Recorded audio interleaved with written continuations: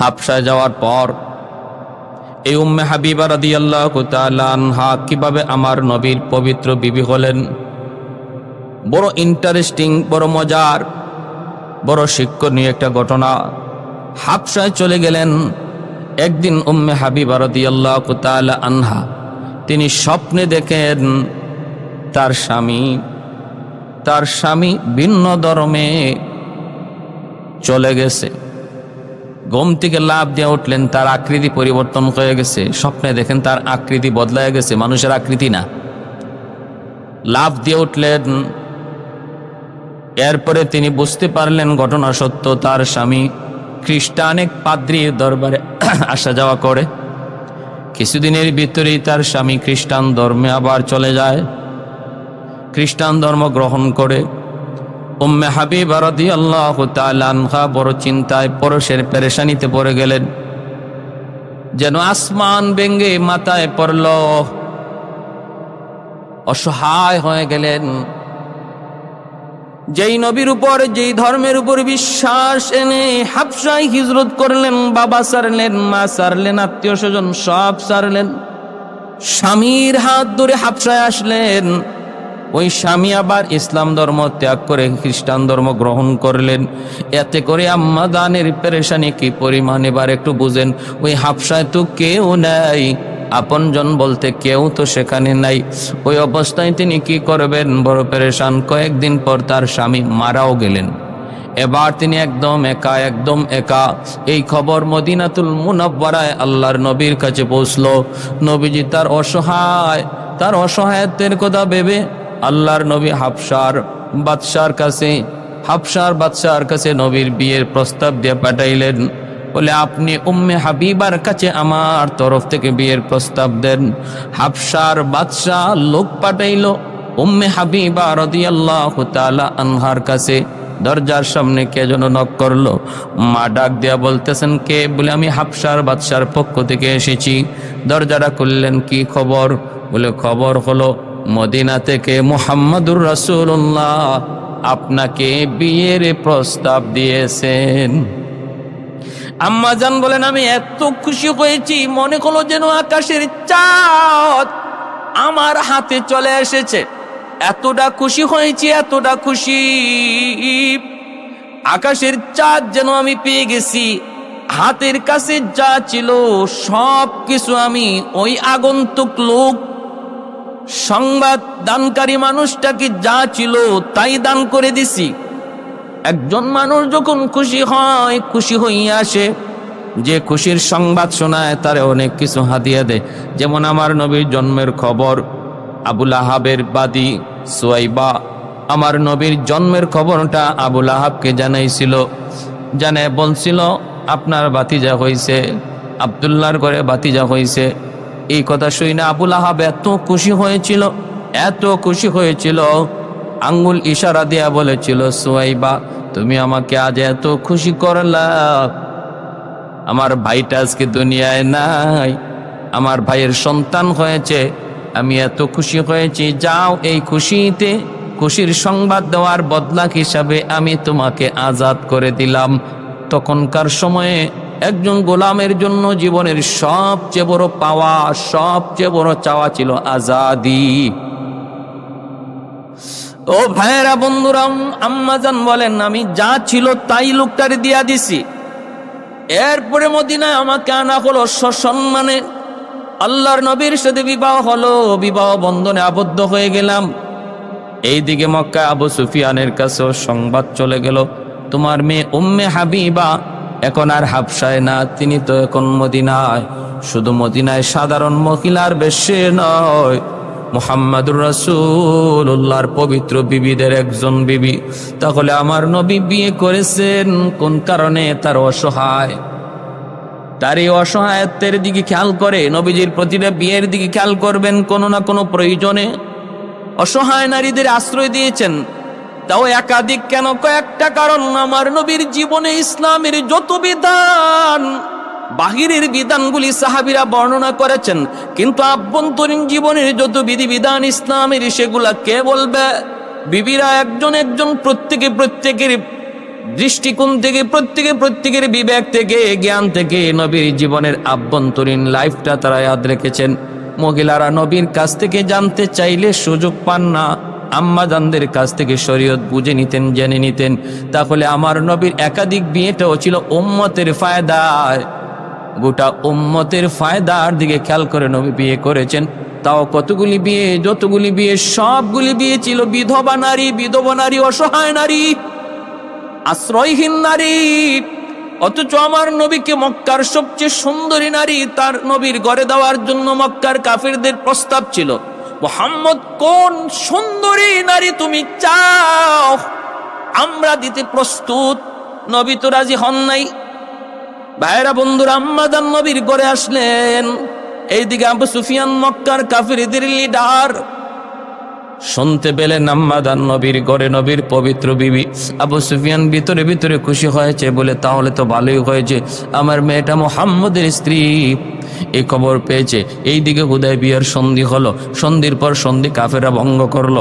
আবু সুফিয়ান কাফেলা নিয়ে মদিনার পার দিয়ে মক্কায় আসতেছেন। খবর পাইলেন হামলা হবে, তার খবর পেয়ে গেছে মদিনার সাহাবীরা। আবু সুফিয়ান ভয়ে নিজেরে বাঁচায়া মদিনার গলি দিয়ে তিনি ঢুকে গেলেন, নিজেকে আড়াল করে লুকায়া তিনি মদিনায় ঢুকে গেলেন। এইবার মদিনায় কার বাড়িতে যাবেন, কোথায় গিয়ে আশ্রয় নিবেন?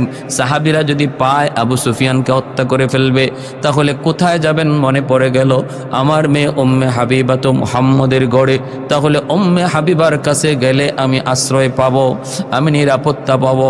চলে আসলেন আল্লাহর নবীর ঘরে, দরজার পাশে এসে ডাক দিলেন মা উম্মে হাবিবা। সাথে সাথে উম্মে হাবিবা রাদিয়াল্লাহু তাআলা আনহা তিনি দরজা থেকে বের হয়ে দেখেন বাবা। সাথে সাথে ঘরে নিয়ে ঢুকাইলেন। আবু সুফিয়ান বসতে চাইবেন, দেখেন বসার কিছুই নাই, চেয়ার নাই, কোনো সোফা নাই, বসার মতো কোনো পরিবেশ নাই, আছে শুধু একটা খাটের উপরে একটা চাদর। ওই চাদরটার মধ্যে আবু সুফিয়ান বসতে চাইলেন। সাথে সাথে মা উম্মে হাবিবা টান দিয়া চাদরটা উঠে ফেললেন। এইবার আবু সুফিয়ান বলতেছে, মারে আমি কি ওই চাদরে বসার উপযুক্ত নই? তুমি কি তোমার বাবাকে ভুলে গেছো? তোমার বাবার জমিদারি তুমি কি ভুলে গেছো রে মা? কত দামি উন্নত চেয়ারের মধ্যে আমি বসি, সেই কথা কি তুমি ভুলে গেছো? না রে মা, আমি কি চাদরে বসার উপযুক্ত নই? সাথে সাথে মা উম্মে হাবিবা তিনি বলতেছেন, না গো বাবা, এজন্য আমি চাদর সরাই নাই, আপনি উপযুক্ত না এজন্য আমি চাদর সরাই নাই। চাদরটা সরাইছি বাবা জানেননি, এই চাদরে কে ঘুমায়? যিনি ঘুমান তিনি হলেন পৃথিবীর শ্রেষ্ঠ মহামানব, সরওয়ারে দু জাহান, যার খাতিরে আল্লাহ কুল কায়নাত সৃষ্টি করেছে গো বাবা, তিনি তো এই চাদরে ঘুমান। অতএব এই চাদরে আমি আর কাউকে বসতে দিতে পারি না। উম্মে হাবিবা রাদিয়াল্লাহু তাআলা আনহা তিনি দেখতেছেন, বাবা বলতেছে, মা এত ভাঙ্গা ঘর, দেয়াল ভাঙ্গা, উপরে খেজুরের পাচার ছাউনি, আসমান দেখা যায়, কেমনে থাকো, কি করে থাকো এমন পরিবেশের মধ্যে? মারে একটু তুই দিল খুলে বল, একটু দিল থেকে বল, মা তুই মুহাম্মদের ঘরে কেমন আছো? মা তুমি কি সুখে আছো না কষ্টে আছো? মারে তুই জানোস না আমার মেয়েদের মধ্যে তুমি আমার কতটা মায়ার, কতটা মহব্বতের বিদায় দিয়েছি। বাবার কাছ থেকে বিদায় নিয়ে চলে গেছো, কিন্তু তুমি যাবার পর থেকে আমি বাবা আজও পর্যন্ত আনন্দে খুশি মনে কিছু খাইতে পারি নেই। যখনই আমি কোনো খানা নিয়ে বসি, ভালো খানা নিয়ে বসলেই তোমার কথা ইয়াদ হয়ে যায়। আজ যদি আমার মেয়েটা থাকতো, আমার মেয়েটাই খানা পছন্দ করতো। বাইরে একজন মা বাবা যখন মেয়েটাকে স্বামীর হাতে তুলে দেয়, তখন বাপ মা বুঝে তার দিলের হালত, বাপ মা শুধু বুঝে তখন তার দিলের হালত, আর কেউ বুঝবে না। যেই মেয়েটাকে এতদিন আদর করে সোহাগ দিয়া তার সকল চাহিদা পূরণ কইরা, যখন যা চাইছে তাই আদর করে মেয়েকে দিয়া এত আদর করে বড় করলাম, সোহাগ দিয়া বড় করলাম, ওই মেয়েটা যখন স্বামীর হাত ধরে চিরদিনের জন্য বাপ মার বাড়িকে পর বানাইয়া স্বামীর হাত ধইরা অচেনা জায়গাকে আপন বানায়া সে রওনা দেয়, তখন বাপ মার দিলের হালত শুধু বাপ মা বুঝবে, আর কেউ বুঝে না, আর আমার আল্লাহ জানে। এজন্য ভাইয়ের, একজন বাপ মার কাছে মেয়ের স্বামীর বাড়িতে সুখে আছি এই খবর বাপ মার কাছে তাদের সবচেয়ে বড় সুখের খবর হয়। দুনিয়ার সবচেয়ে বড় সুখের আনন্দের খবর হলো মেয়েটা স্বামীর বাড়িতে সুখে আছে। আর বাপ মার কাছে দুনিয়ার সবচেয়ে বড় দুঃখের খবর হলো, সবচেয়ে বড় কষ্টের খবর হলো মেয়েটা স্বামীর বাড়িতে বড় কষ্টে আছে। এজন্য আবু সুফিয়ান বলতেছে, মা একটু বল মা, তুই মুহাম্মদের ঘরে কেমন আছো? আমি তো মুহাম্মদের চিরশত্রু, বহুত বড় দুশমন, আর তুমি মুহাম্মদের ঘরে বিবি।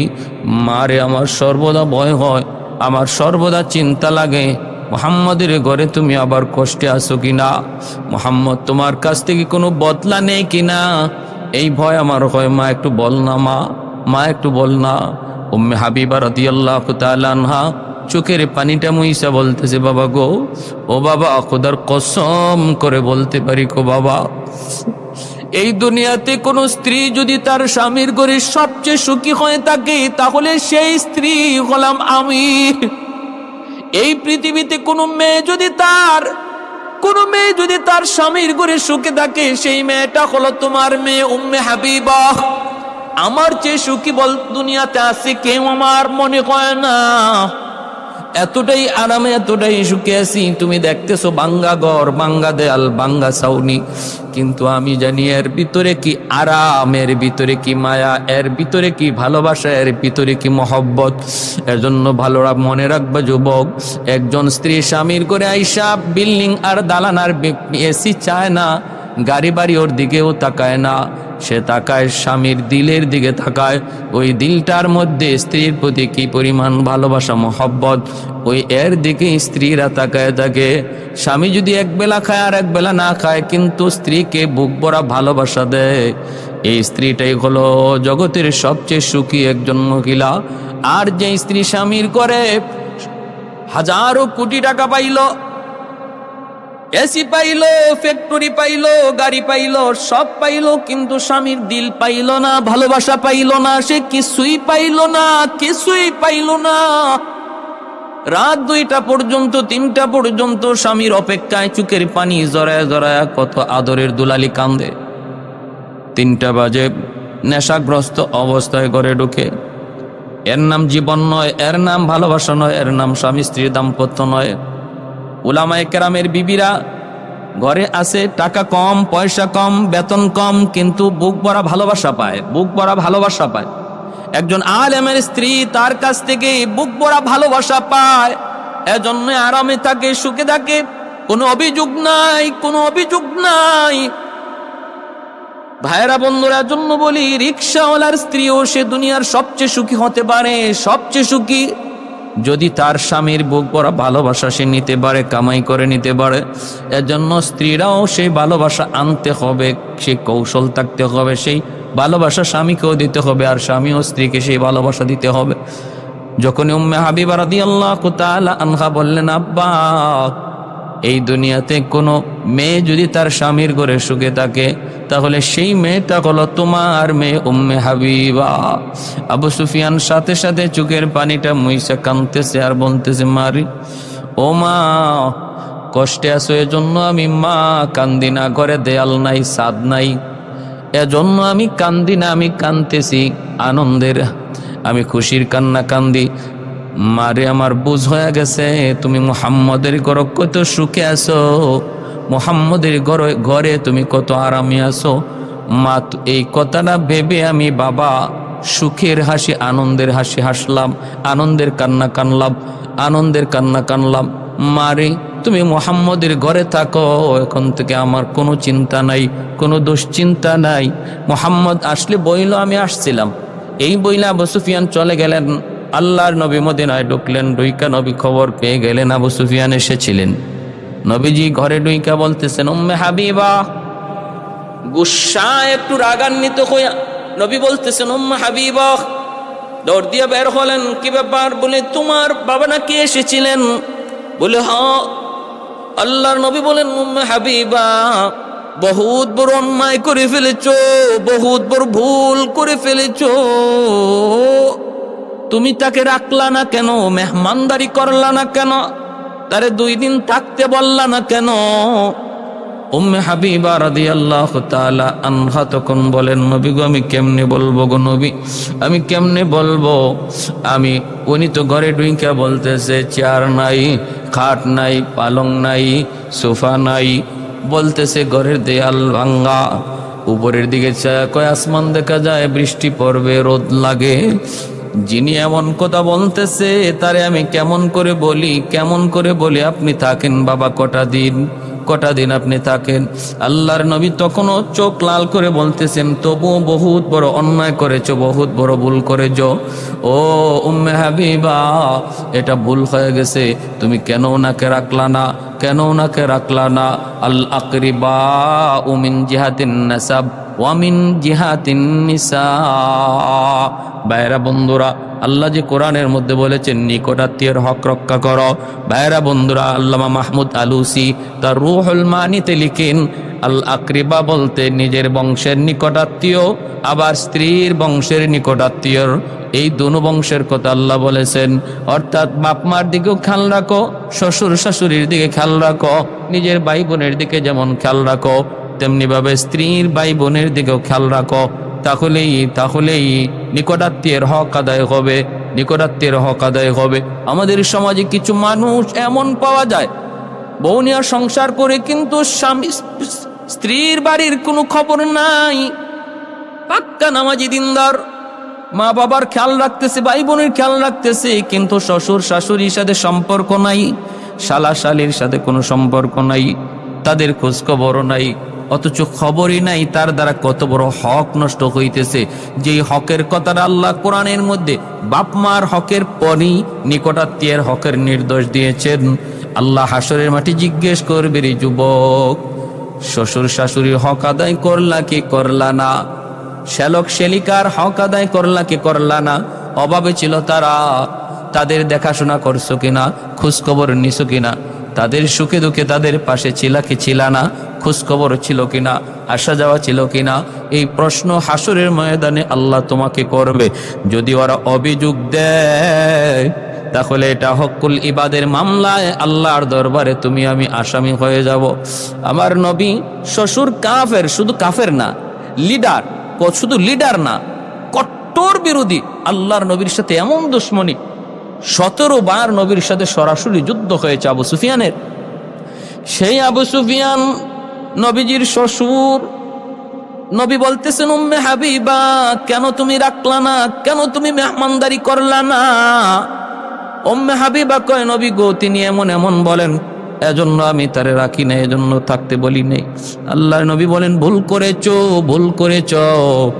এই বইলাই মায়ার নবী যখন রাগ করলেন, উম্মে হাবিবা রাদিয়াল্লাহু তাআলা আনহা তিনি বুঝতে পেরে দৌড় দিয়া মায়ার নবীর কদম জড়ায় কাঁদতেছেন আর বলতেছেন, নবী গো আমার ভুল হয়ে গেছে গো নবী, আমি বুঝতে পারি নাই, আমি তো বুঝি না আপনি এমন ভাবে নিবেন। আমি তো ভাবছি আমার বাবা আপনার বহুত বড় দুশ্মন, বাবা এখনো আপনার সাথে দুশ্মনী করে, অতএব কেমন করে আমি আপনার ঘরে তারে মেহমান বানাই, আমার তো চিন্তা ছিল এই। কিন্তু দরদি নবী, আমার নবী যে দরদি, আমার নবীর মায়া মমতা মহব্বত যেত বেশি, আমার নবী যে মানবিক নবী, আমার নবী যে একজন মানবিক নবী, রহমতের নবী, এই কথা আমি ভুলে গিয়েছিলাম, ভুল হয়েছে গো নবী, মাফ করে দেন। আর আপনি একটু দোয়া করেন আল্লাহ যেন আমার আব্বাকে আপনার সাহাবী বানায় দেয়, আল্লাহ যেন আমার আব্বাকে হেদায়েত দান করে, একটু আপনি দোয়া করেন। আল্লাহর নবী তখন বলতেছেন, উম্মে হাবিবা, নবীজি ধৈরা নবী উপরে উঠে আদর করে বলতেছেন, উম্মে হাবিবা দোয়াটা আমি করব না, দোয়াটা তুমি করো, আর তোমার সাথে আমি নবী আমিন আমিন বলবো। উম্মে হাবিবা রাদিয়াল্লাহু তাআলা আনহা তিনি সাথে সাথে হাত উঠাইলেন, হাত উঠায় বলতেছেন, আল্লাহ তুমি আমার বাবাকে তুমি হেদায়েত দান করো, আল্লাহ আমার আব্বাকে আমার স্বামীর সাহাবী হওয়ার তৌফিক দান করো। যেই মাত্র দোয়া করলেন আমার নবী সাথে সাথে আমিন আমিন বললেন। নবী আমিন বলতে দেরি হয়, আসমানে কবুল হতে দেরি হয় না, কবুল হয়ে গেছে। এজন্য মক্কা বিজয়ের মুহূর্তে আবু সুফিয়ান কালেমা পড়ে মুসলমান হয়েছেন, কালেমা পড়ে মুসলমান হয়েছেন। আল্লাহর নবী আর সাহাবায়ে কেরামের মক্কা বিজয়ের দৃশ্য দেখেই তিনি কালেমা পড়ে মুসলমান হয়ে গেছেন। হযরত আব্বাস রাদিয়াল্লাহু তাআলা আনহু তিনাকে ঘোড়ার পিঠের পিছনে বসাইয়া নবীর দরবারে নিয়ে আসছেন। হযরত ওমর ডাক দেয়া বলতেছেন, দুশমন এসেছে, কল্লা ফালায়া দিমু। কিন্তু হযরত আব্বাস রাদিয়াল্লাহু তাআলা আনহু বলেন, ওমর আবু সুফিয়ানকে আমি নিরাপত্তা দিয়েছি। নবীর দরবারে হাজির করলেন। আল্লাহর নবীর দরবারে হাজির হয়ে আবু সুফিয়ান কালেমা পড়ে মুসলমান হয়ে গেলেন। তখন আব্বাস রাদিয়াল্লাহু তাআলা আনহু বলতেছেন, নবী গো, আবু সুফিয়ানকে একটু সম্মান করুন। নবী বললেন, সম্মান? আবু সুফিয়ানের ঘরে আজকে যারা আশ্রয় নিবে তারা নিরাপদ, যার যার ঘরে যে দরজা বন্ধ করবে তারা নিরাপদ, হেরেমের ভিতরে যে অবস্থান নিবে তারা নিরাপদ, যার হাতে তলোয়ার থাকবে না সে নিরাপদ। এইভাবে নবী আবু সুফিয়ানকেও সম্মান দিলেন, সম্মান দিলেন, ইজ্জত দিলেন। এ ভাইয়েরা বন্ধুরা জন্য বলতেছিলাম, একটু খেয়াল করে শুনুন।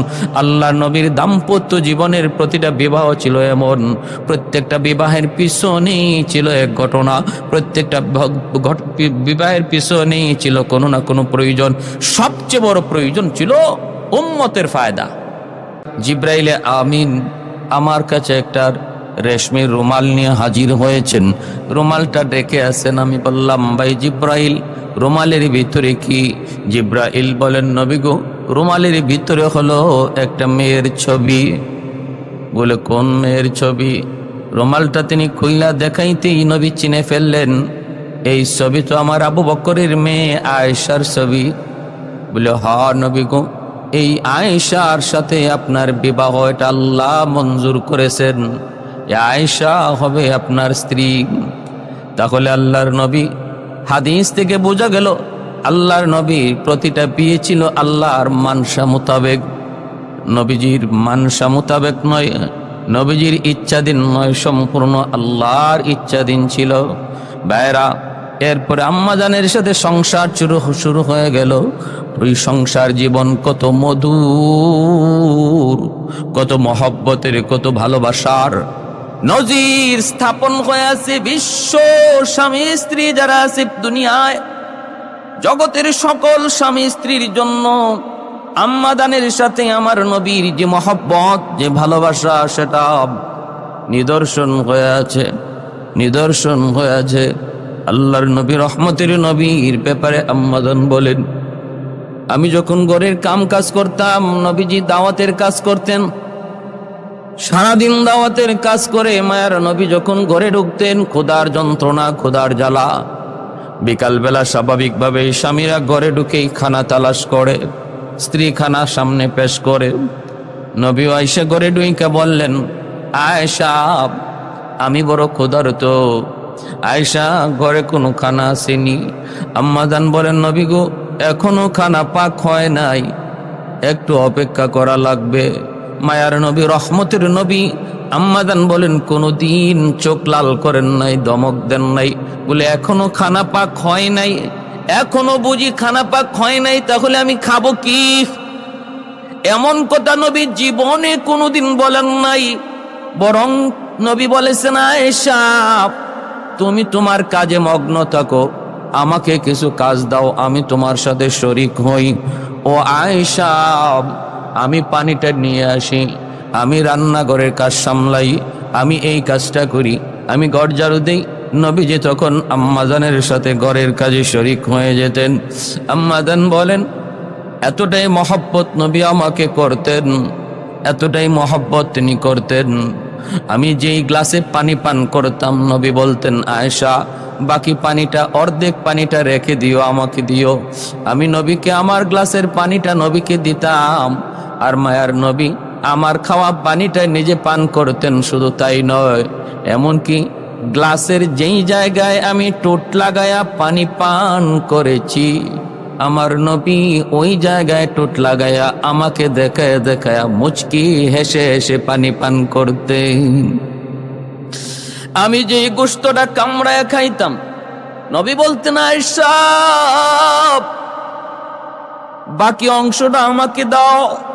আমি ওই বাকি অংশটা দিতাম। যেই জায়গায় আমি দাঁত দিয়া কামড় দিয়েছি, দিনের নবী মায়ার নবী ওই জায়গাটাই তিনি দাঁত দিয়ে কামড়াইতেন, আমাকে দেখায় দেখায় মুচকি হাসতেন। এই কথা বুঝাইতেন আয়েশা তোমাকে আমি কতটা ভালোবাসি, কতটা মহব্বত করি তুমি খেয়াল করো। আম্মা জান আয়েশা সিদ্দিকা রাদিয়াল্লাহু তাআলা আনহা বলেন, মায়ার নবী রহমতের নবী জীবনে কোনোদিন ঘরে ঢোকার সময় সালাম সারা ঢোকেন নাই। আমার নবীর জীবনের সবচেয়ে বড় দাইমি সুন্নত, নবীর জীবনের যতগুলি দাইমি সুন্নত রয়েছে এর ভিতরে উল্লেখযোগ্য একটি দাইমি সুন্নত হলো নবীজি কখনো ঘরে ঢোকার সময় সালাম দেওয়ার কথা নবী ভুলে যাইতেন না। আর নবী উম্মতকেও শিক্ষা দিয়েছেন।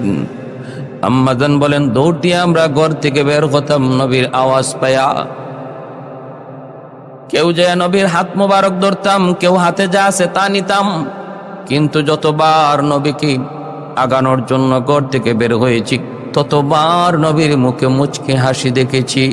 বাহিরের জগতে আমার নবীর উপর কত তুফান, কত তুফান, কত ঝড়, কত গালি, কত নির্যাতন নবীর উপরে না হইত, কিন্তু নবী যখন ঘরে ঢুকতেন, বিবিদের কাছে আসতেন, বাহিরের সমস্ত পেরেশানি আর দুঃখের কথা ভুলে গিয়া মুচকে হাসি দিয়ে আমার নবী ঘরে ঢুকতেন, সালাম দিতেন।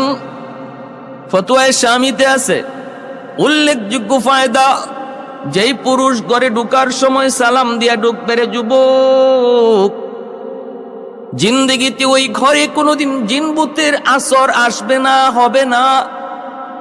এ আমার মায়েরা খেয়াল করে শুনো, জিনভূতের আসর থেকে বাঁচার জন্য কবিরাজের কাছে দৌড়াও, হাকিমের কাছে দৌড়াও, কত বাটপার, কত জায়গায় কত ছলনা করে করে, কত ধোঁকা দিয়া দিয়া কত পয়সা তোমাদের আমাদের কাছ থেকে ছিনায় নাই। কিন্তু একটা সহি আমল শিখায় দিলাম, কোনো বাটপার সাটপারের কাছে যাওয়া লাগবে না। ঘর থেকে যদি জিনভূতের আসর দূর করতে হয়, ঘরে ঢুকতে সালাম দিয়ে ঢুকো, অটোমেটিক ঘর থেকে জিনভূতের আসর আল্লাহ দূর করে দিবেন। 2 নাম্বার হলো এই ঘরের মধ্যে আল্লাহ পাক রব্বুল আলামিন প্রতিটা মানুষের মধ্যে মহব্বত আল্লাহ বাড়ায় দিবেন। স্বামী স্ত্রীর ভিতরে মহব্বত আল্লাহ বাড়ায় দিবেন, ভাই ভাইয়ে মহব্বত আল্লাহ বাড়ায় দিবেন, বাপ বেটার মধ্যে মহব্বত আল্লাহ বাড়ায় দিবেন। ঘরে যদি কারো কারো দূরত্ব থাকে, বেশি বেশি সালামের প্রচলন করো, অটোমেটিক দূরত্ব আল্লাহ সরায়া মহব্বত বাড়ায় দিবেন। সালামের দ্বারা মহব্বত বেড়ে যায়। দুশ্মনী যদি কারো তোমার সাথে থাকে, বেশি বেশি সালাম দাও, সালামের বদৌলতে আল্লাহ পাক তার অন্তরকে দুশ্মনী মুক্ত করে মহব্বতের অন্তর বানায় দিবেন। এজন্য বলতেছিলাম আমার ভাই, আম্মা জান আয়েশা সিদ্দিকা রাদিয়াল্লাহু তাআলা আনহা তিনি বলেন, আল্লাহর নবী এতটাই আমাদের সাথে হাসি খুশি চলতেন, এতটাই হাসি খুশি চলতেন। আমি একদিন বলতেছি, নবী গো, ওই যে দেখেন হাবশী গোলামেরা, ওরা তীর ধনুক নিয়ে খেলায় মগ্ন, ঘোড় দৌড়ের প্রতিযোগিতায় মগ্ন। শুনেছি হাবশী গোলামরা খেলাধুলা করবে। শরীয়তে ওই খেলাধুলা বৈধ, যেই খেলাধুলার মধ্যে ব্যায়াম আছে, যেমন ঘোড়সওয়ার, তীর ধনুক প্রশিক্ষণ, দৌড় প্রতিযোগিতা। এছাড়া অন্য কোনো খেলাধুলা শরীয়তে বৈধ না, সব হারাম। কুল্লু লাবিন হারামুন, সমস্ত খেলাধুলা হারাম। যার মধ্যে ব্যায়াম আছে, শারীরিক পরিচর্যা আছে, সেগুলাই শুধু বৈধ। আম্মা জান বলেন, নবী গো, আমি দেখতে চাই, মন চাই আমি তাদের খেলাধুলা দেখব। নবী বলেন, আয়েশা চলো। আম্মা জানকে নিয়ে নবী বের হলেন। আম্মা জান নিজে বলতেছেন, আমি নবীর পিছনে দাঁড়াইলাম আর নবীজির পিছনে দাঁড়াইলাম। দাঁড়ায় আমার মুখটা নবীজির কাদের মাঝখান দিয়ে বের করে আমার তুতাটা নবীর কাঁধে লাগাইয়া মুখটা বের করে খেলা দেখতেছিলাম। নবীজি আমাকে খেলা দেখাইতেছেন, আমি নবীজির পিছনে, কেউ আমাকে দেখে না, আমি তো নবীর পিছনে, কিন্তু চেহারাটা কাদের মাঝখান দিয়া দেখতেছি, খেলা দেখতেছি। আমার বড় ভালো লাগতেছে, কারণ আম্মাদানের বয়স তো শিশুকাল, বাল্য বয়সে খেলাধুলার প্রতি আগ্রহ থাকাটাই স্বাভাবিক। মায়ার নবী তার সে আগ্রহটা নবী বুঝতে পেরে নিজে খেলা দেখাইতে নিয়ে গেলেন। দেখতেছেন সময় চলে গেল অনেক। আম্মাদান বলেন, আমি অনেকক্ষণ যাবৎ খেলা দেখতেছি, একবারও নবী আমাকে বলেন না, আয়েশা এবার হইছে তো, চলো একটু বাড়িতে যাই। নবী একবারের জন্য আমাকে কথা বলেন না। নবী বলেন না, আয়েশা আমার অনেক কাম, দাওয়াতের কাজ, আমার বহু জিম্মাদারি রে আয়েশা, হইছে তো এবার চলো বাড়িতে যাই। হে আয়েশা, তুমি এমনটা কেমন করে বললা? খেলা দেখবা? এতটুকু সময়ের ভিতরে তুমি তো কোরআন তেলাওয়াত করতে পারো, এতটুকু সময়ের ভিতরে তো তুমি তাসবিহ তাহলিল করলে তোমার অনেক লাভ হবে, এতটুকু সময়ের ভিতরে তুমি 10 রাকাত নফল নামাজ পড়লে তোমার অনেক অনেক লাভ হবে। নবী এমনও বলতে পারতেন, কোনো কথাই নবী বললেন না। নিজের সমস্ত জিম্মাদারির কথাও নবী এই মুহূর্তে বলে গেলেন। আল্লাহর নবী খেলা দেখাইতেছেন। আম্মাদান বলেন, এক পর্যায়ে আমি খেলা দেখতে আমার সমস্ত তৃষ্ণা নিবারণ হওয়ার পর, আমার শখ যখন মিটল, তখন আমি বললাম, নবী গো এবার চলেন, আমার দেখার স্বাদ মিটছে, বাড়ি যাই। কিন্তু নবী আমাকে বলেন না, আয়েশা চলো এবার বাড়ি যাই। আমার দেখার স্বাদ মিটার পর আমি যখন বলছি নবী গো চলেন এবার বাড়িতে যাই, তখন নবী বাড়ির দিকে রওনা দিছেন। হাদিসের ব্যাখ্যায় মুহাদ্দিসিনে কেরাম লিখেন, আল্লাহর নবীর জীবনের প্রতিটা আমল হলো ওই সময়ের আমলের শ্রেষ্ঠ আমল। এর দ্বারা একথা বোঝা গেল, স্ত্রীর মনোরঞ্জন রক্ষা করা, স্ত্রীকে একটু আনন্দ দেওয়া, বিবিকে একটু আনন্দ দেওয়া হালাল তরিকায়, সেটা 1000 রাকাত নফল নামাজ, 1000 পারা কোরআন তেলাওয়াতের চেয়েও আল্লাহর কাছে বেশি সওয়াব। এজন্যই তো আল্লাহর নবী অন্য কোনো আমলের কথা না বলে বিবিকে একটু খুশি করলেন হালাল তরিকায়। এর যুবক, দাম্পত্য জীবন শুরু করেছো, হয়তো বা করবা, একটু খেয়াল করে শোনো। মহব্বত হবে স্ত্রীর সাথে, ভালোবাসা হবে বিবির সাথে, খুশি রাখবো বিবিকে। আল্লাহর নবীকে সাহাবীরা জিজ্ঞেস করেছিলেন, নবী গো স্ত্রীকে যদি আমি খুশি করি, স্ত্রীকে যদি একটু আনন্দ দেই, এর মধ্যে কি কোনো সওয়াব? নবী বলেন, হারাম কোনো নারীকে খুশি করলে গুনাহ আছে না নাই? বলে আছে। তাহলে হারাম নারীকে খুশি করলে যদি গুনাহ হয়, হালাল নারী বৈধ বিবিকে যদি তুমি খুশি করো, সওয়াব হবে না কেন? অবশ্যই হবে। তাই নয় শুধু, যুবক, পূর্ণিমার চাঁদনি রাতে আল্লাহর নবী বের হয়েছেন। আল্লাহর নবী এক দাওয়াতে যাবেন, সাহাবী নবীকে দাওয়াত দিয়েছেন। নবী বলেন, শুধু আমি না দাওয়াতি আয়েশা? সাহাবী বলেন, না গো নবী, শুধু আপনার দাওয়াত। আল্লাহর নবী বলেন, তাহলে পরে আসো, আমি ভেবে চিনতে দেখি। সাহাবী পরের দিনও আসলেন, বলেন, নবী গো আপনার দাওয়াত। নবী ওই দিনও বলেন, শুধু আমি নাকি আয়েশাও? সাহাবী তখনও বলেন, না গো নবী, শুধু আপনার। আল্লাহর নবী বলেন, তাহলে যাও, আমি ভেবে চিনতে দেখি। পরের দিন আবার আসলেন, সাহাবী বুঝছেন যে আয়েশা ছাড়া নবী দাওয়াতে যাবেন না। বলেন, ইয়া রাসূলুল্লাহ, শুধু আপনি না গো নবী, আপনার বিবি আম্মাদান আয়েশা সিদ্দিকাও? তখন নবী বললেন, যাও তাহলে, রাতে আসতেছি। পূর্ণিমার চাঁদের রজনীতে আল্লাহর নবী আম্মাদানকে নিয়ে বের হয়েছেন। চতুর্দিকে পাহাড়, মাঝখানে একটু সমতল জায়গা। এখানে যাইয়ে আল্লাহর নবী বলেন, আয়েশা চলে একটা দৌড় প্রতিযোগিতা দেই। আম্মাদানকে নিয়ে আল্লাহর নবী দৌড় প্রতিযোগিতা দিলেন। দেখেন একজন স্বামী তার স্ত্রীর সাথে কতটা সহজ, কতটা সহজ, কতটা মহব্বত, কতটা ভালোবাসা, কতটা তাদের মধ্যে আন্তরিকতা। নবী বলেন, আয়েশা চলো একটা দৌড় দেই, দেখি কে আগে যায়, কে জিতে।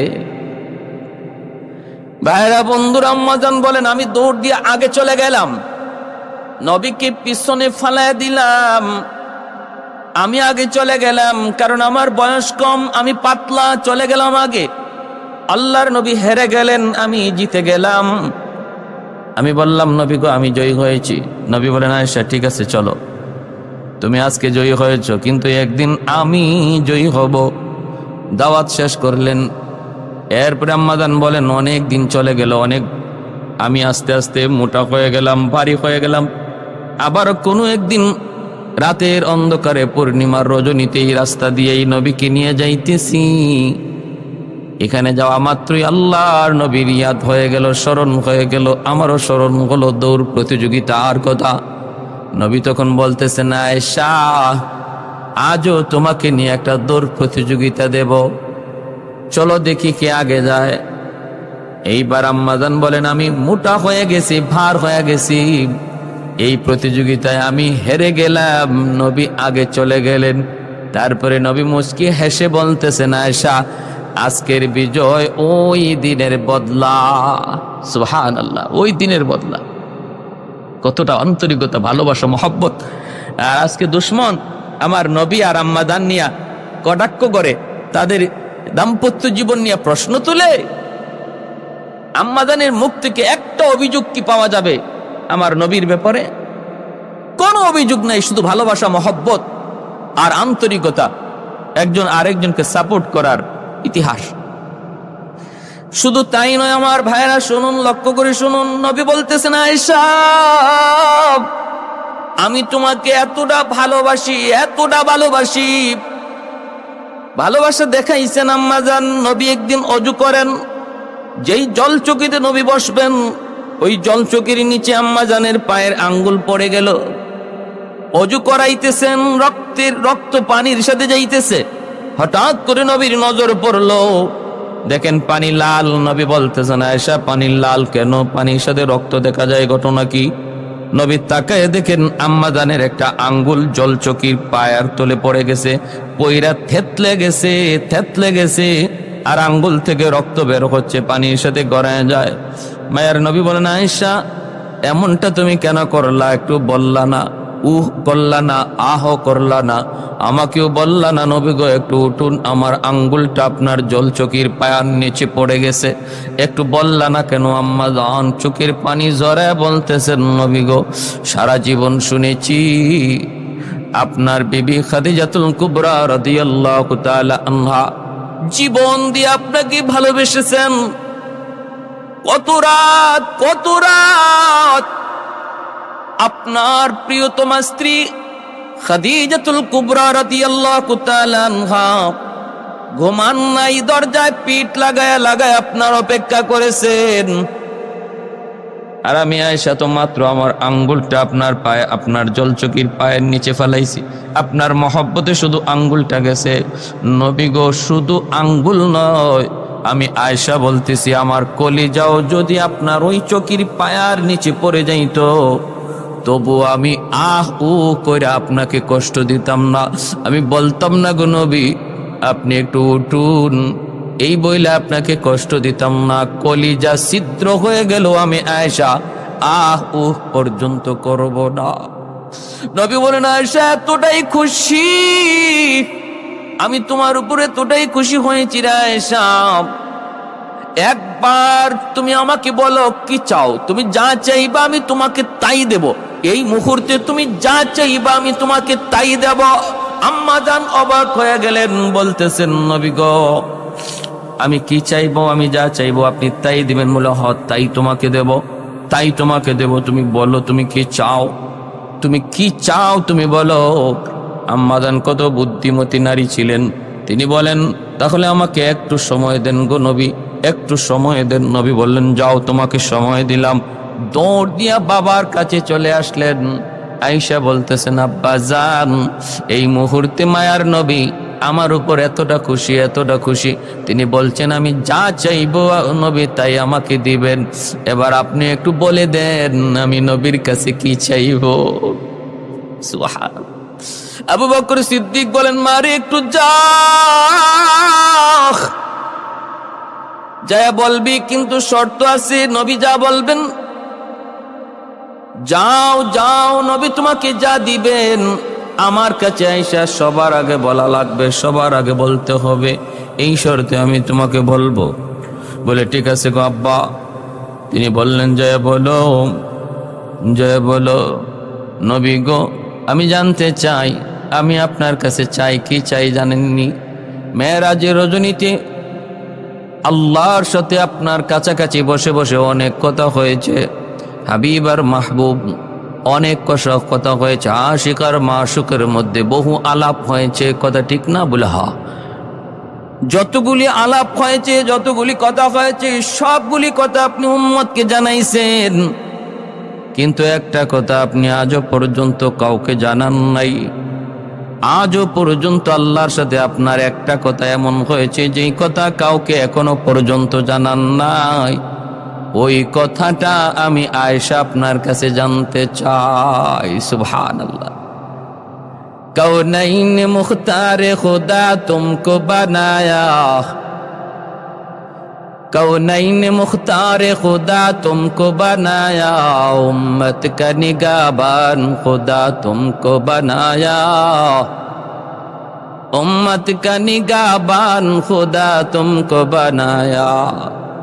मौला मेरा आका मेरा रहमत की नबी है, ताजदार मदीना है तो माह अरबी है, ताजदार मदीना है तो माह अरबी है। अशजार ने देते हैं नबूवत के शहादत, तशकीक कमर में है तो अंगुल की इशारात, तशकीक कमर में है तो अंगुल की इशारात। আল্লাহর নবী বলতেছেন আয়েশা এত সুন্দর প্রশ্ন তুমি নিজের থেকে বলতে পারো না, মনে হয় আমার আবু বকর তোমাকে শিখাইয়া দিছি। ঠিক আছে, আমি যখন ওয়াদা দিয়েছি তাহলে তো বলতেই হয়। আয়েশা তাহলে শোনো ওই কথাটা কি? ওই কথাটা হলো আল্লাহ আমাকে জানাইছেন যদি আমার কোনো উম্মত কোনো মানুষের বাঙ্গা মন খুশি করে, বাঙ্গা দিলটারে খুশি করে, যদি আমার কোনো উম্মত কোন মানুষের ভাঙ্গা দিল জোড়া লাগায়া দেয়, আল্লাহ পাক রব্বুল আলামিন তার উপর খুশি হইয়া একটা ফেরেশতা আল্লাহ তার জন্য সৃষ্টি করে দেন। আর ওই ফেরেশতা কিয়ামত পর্যন্ত শুধু তার জন্য প্রতিটা সময়ে সময়ে আল্লাহর কাছে দোয়া করতে থাকি এবং তাকে জান্নাতে পৌঁছায়া দেয়। সুবহানাল্লাহ। তাহলে কি বুঝলাম? একজন মানুষের ভাঙ্গা মন কেউ যদি জোড়া লাগায় দেয়, কষ্টে আছে, কোন এক আঘাত পেয়েছে, আপনি তার এই আঘাতটা দূর করার চেষ্টা করেছেন, তার মনের কষ্টটা দূর করার চেষ্টা করেছেন, যে কোনো পন্থায় হোক, কাজের দ্বারা হোক, কথার দ্বারা হোক, সাহায্য করার দ্বারা হোক, তার পাশে দাঁড়ানোর দ্বারা হোক, সান্ত্বনা দেওয়ার দ্বারা হোক, যদি আপনি তার মনের কষ্টটা একটু দূর করার চেষ্টা করেন, আল্লাহ এতটা খুশি হয়, এতটা খুশি হয়। ভাইরা বন্ধুরা, এজন্য বলতেছিলাম এতটা সুসম্পর্ক মহব্বত ছিল আম্মা জান আয়েশা সিদ্দিকা রাদিয়াল্লাহু তাআলা আনহার সাথে। কিন্তু মাঝে মাঝে যে বাঁচতো না তা না, একটু একটু বাজাবাজি হতো। এবার শুনেন, মনোযোগ দিয়ে শুনুন। মাঝে মাঝে যে বাজাবাজি হতো না তা না, কিন্তু বাজাবাজি হতো। স্বামী স্ত্রীর ভিতরে দাম্পত্য জীবনে একটু মনোমালিন্য, মান অভিমান হবেই, থাকবেই, সেটা নবীর সাথেও ছিল। কিন্তু ওই অবস্থায় করণীয় কি? একদম চইটা মইটা গালাগালি কইরা সংসার ভেঙ্গে দেওয়া না। আমার নবীর জীবন থেকেও আমরা এই বিষয়ে শিক্ষা পাই। শয়তান সর্বদা প্রস্তুত থাকে কখন কোন সময় জানি স্বামী স্ত্রীর ভিতরে এসে ঝগড়া লাগায়া সংসারটারে ভেঙ্গে দিতে পারে। স্বামীর মুখ দিয়া কিভাবে তালাক শব্দটা বের করাইতে পারে এই ব্যাপারে শয়তান সর্বদা উৎসুক থাকে। শয়তান পানির উপরে তার দরবার বসাইছে, আর ওই দরবারের সমস্ত চেলাদেরকে ডাকছে, ডাইকা বলে আজকের দিনে খারাপ কাজ কে কি করছো আমাকে রিপোর্ট পেশ করো। একজনে বলে আমি নামাজে যাইতেছিল, তারে কুমন্ত্রণা দিয়ে নামাজ থেকে ফিরাইছি। আর একজনে বলে আমি একজনকে দেখলাম, হ্যাঁ সে টাকা কামাই করব কেমনে এই চিন্তায় ঘুরে আমি তারে সুদের ব্যবসার চিন্তা মাথায় ঢুকাইয়া দিলাম। আমি আরেকজনকে দিয়ে ঘুষ খাওয়াইলাম, আমি আরেকজনকে দিয়ে মিথ্যা বলাইলাম, আমি আরেকজনকে দিয়ে এরকম ভাবে জিনা করাইলাম। শয়তান সবার কথা শুনে আর খালি কয় বুঝছি, এটা তো হবেই, এটা তো তোমাদের কাজই, এটা তো স্বাভাবিক কাজ করছো, এটা এমন বড় কোনো কাজ নয়। হঠাৎ করে একজন বইলা উঠছে, ওইটা কয় জাহাপনা আমি একটা কাম করছি বলে কি, আমি স্বামী স্ত্রীর ভিতরে কোনো একটা নরমাল বিষয় নিয়ে তর্ক বিতর্ক লাগাইয়া এক পর্যায়ে আমি তাদের মনের ভিতরে ওয়াসওয়াসা দিয়া দুইজনের মনের মধ্যে সন্দেহ জাগাইয়া দিয়া স্বামী মূলত এটা করে নাই, স্ত্রী সন্দেহ করেছে, স্ত্রী এটা করে নাই কিন্তু স্বামী সন্দেহ করেছে, এই জিনিসটা সৃষ্টি করে দিছি আমি। আর এক পর্যায়ে তারা চড়তে স্বামী স্ত্রীরে তালাক দিয়া দিছে, সংসার ধ্বংস। ইবলিস চেয়ার থেকে লাফ দিয়ে উঠে গেল, দৌড় দিকে বুকে জড়ায় নিল, মাথায় তুইলা নাচতে লাগলো। আজকের দিনের সবচেয়ে বড় কাম তুমি করছো, সবচেয়ে বড় কাম তুমি করছো, তোমার দ্বারাই সবচেয়ে খারাপ কাজ সংগঠিত হয়েছে, সবচেয়ে বড় জঘন্য কাজ সংগঠিত হয়েছে। তাহলে দেখেন শয়তানের কাছে যতগুলা গুনাহ আছে, যতগুলা তাদের ডিউটি আর দায়িত্বের মধ্যে যত বড় দায়িত্ব তারা যেটাকে মনে করে সেটা হলো যে যদি স্বামী স্ত্রীর ভিতরে বিচ্ছেদ ঘটানো যায়। এজন্য আমার ভাইরা বলবো সাবধান, মনোমালিন্য থাকতেই পারে, হতেই পারে। ওই অবস্থায় আল্লাহর কোরআন বলে পরিবারের পক্ষ থেকে, নিজের পরিবারের পক্ষ থেকে, দুই পরিবারের পরিবারের কাউকে না কাউকে মধ্যস্থতাকারী মেনে তোমরা সমাধানে বসো। এর আগে তারা উপদেশ দাও, স্ত্রীর কাছে দোষ দেখছো ফাইজু হুন্না, তারে নসিহত করো। এতেও যদি সে তোমার উপদেশ না শুনে ওয়াহজুরু হুন্না, বিছানা ত্যাগ করো, বিছানা দূরে সরাও। ওয়াদরিবু হুন্না, একটু হালকা মারধর করো। নবীজি মারধরের ব্যাপারে বলেছেন গায়ে কোনো স্পট পড়তে পারবে না, এমন মেসওয়াক দিয়া, হাদিসে আছে মেসওয়াক দিয়ে এরকম একটু আঘাত করা। এটা আঘাতের অর্থ তার শরীরে নির্যাতন করা না, তারে একটু সেজন্য অপমানবোধ মনে করে যে আজকে আমার গায়ে হাত উঠলো, শুধু এতটুকু, কোনো দাগ উঠবে না। এটা 3 নম্বর স্তর। প্রথম স্তরে মায়ের নয়, প্রথম স্তরে ওয়াজ, দ্বিতীয় স্তর হলো বিছানা ত্যাগ, তারপরে হলো হালকা মারধর। এতেও যদি না হয় তখন পরিবারের একজনকে ডাকো। আমার নবী রহমতের নবী, ওয়াজ নবী, তো এরকম নসিহত সর্বদাই বিবিদেরকে করতেন। এরপরও কোনো বিষয়ে একটু বাজাবাজি হয় নাই যে তা না, হইছে। আল্লাহর নবী বলতেছেন আয়েশা, ও আয়েশা তোমার আব্বাকে বিচারক মানবো নাকি ওমরকে মানবো? তোমার আমার বিষয়টা দেখবে কে? আম্মাদান বলেন ওমরকে আমার ভয় হয়। তাহলে তোমার আব্বাকে? বলে হ, আব্বারে ডাকেন। আবু বকর সিদ্দিক রাদিয়াল্লাহু তাআলা আনহুকে ডাক দেওয়া হলো। তিনি আসলেন, নবী এবার বসাইয়া বলতেছেন, আবু বকর বিচার করবা তুমি। আয়েশা আর আমার মধ্যে একটু মান অভিমান চলছে। নবী বলেন, আয়েশা তুমি কখন আমার উপর অভিমান করো আমি টের পাই। যখন তুমি আমার উপর কিছু অভিমান করো তখন তুমি বলো ইব্রাহিমের খোদার কসম, আর যখন তুমি আমার উপর খুশি থাকো তখন বলো মুহাম্মাদের রবের কসম।